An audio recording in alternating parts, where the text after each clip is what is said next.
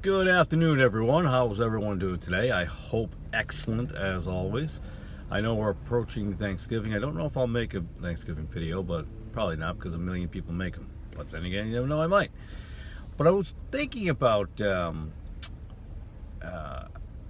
left and well, everybody's thinking about the left, but the young people who have been convinced by academia, and it strikes me as sadly humorous that they talk about, you hear no more of these old white guys or old people in general, and that generation has no idea what's going on, and it's time for a new generation and to take over, and blah blah blah blah blah. But here's the funny thing that kills me every time. What they fail to realize is you're being controlled by the old generation, of which you say you're against. The old white guys and the old people, the old ladies, and the generations before you. Who do you think George Soros is?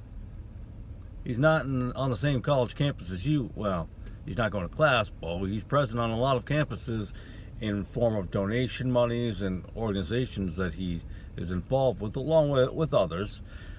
But here's the killer. You are still following the old people. Your ideas are not new. There's no more new ideas. There's ideas that work and things that don't. So there's things that work, things that don't. Nothing is really new anymore. Much like when I was playing guitar, I was trying to come up with a new riff, a new idea. Well, it's almost every riff has been done. Every riff has been already accomplished. So it's a lot more difficult. You can maybe fine-tune something or perfect or a little change to it, but you can't reinvent the wheel. It just ain't going to happen. So none of your ideas are like fresh and off the market, my friend. They just got off the farm of ideas. I'm sorry, it's been there. But the country was wise back then, and the country didn't want to be involved in it. Over the years, people became unwise, or lack of a better word, but they got fattened up and just complacent and not paying attention as the college campuses went to garbage. But here's the deal. You're still being controlled. The socialists, the ideas back then, they might change the ribbon or the wrapping paper on it, but it's the same thing. It's still the same thing. So I am just dumbfounded, I guess, for lack of a better word, dumbfounded that you still follow those. Now, the Bible talks about this in different forms, and that's another thing. Nostradamus. You people will follow Nostradamus, and you'll believe him even after something happens. Then you go back and go, hey, look, he predicted it, and that's fine. I'm not saying whether he did or didn't. That's not my point. My point is, you have a Bible that's already predicted it, but you refuse to believe that. You buy in on Nostradamus, but you won't believe the Bible written by God. No, not by the actual physical hand of God. I love that. That's a great argument people love to have. Listen, I'm sorry I rolled my eyes, but come on. You know what I mean. You look for arguments that are kind of somewhat silly and antiquated. It's already been had, it's already been proven. You just don't like the answer. That's the problem. It's not that you didn't get the answer. You just don't like the answer, or even want the answer. But there is a verse in Colossians 2:8. And I wish I could look it up as I'm driving, but I can't. But it basically talks about philosophy and philosophers, and not to listen to them and what's going to happen with them. That they'll basically deceive you.